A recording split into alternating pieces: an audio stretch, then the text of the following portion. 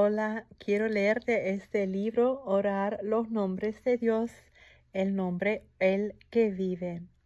No tengas miedo, yo soy el primero y el último, y el que vive. Estuve muerto, pero ahora vivo por los siglos de los siglos, y tengo las llaves de la muerte y del infierno. Apocalipsis 1, 17 y 18. Mi Señor Jesús, no hay otra persona ni otro Dios que pueda afirmar ser el que vive, el que murió y ahora vive por los siglos de los siglos.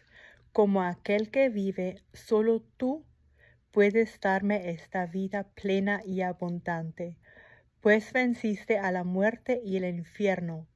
Como aquel que vive, no solo estuviste presente en la creación, sino que todas las cosas fueron creadas a través de ti. Tú les diste vida.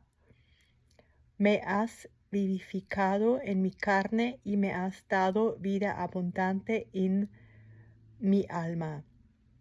Y un día muy pronto me darás una vida nueva en un cielo nuevo y una tierra nueva. Estás haciendo nuevas todas las cosas. Los muertos en Cristo se levantarán primero, y solo porque tú eres el que vive, el que fue sepultado y resucitado al tercer día, de acuerdo con las Escrituras.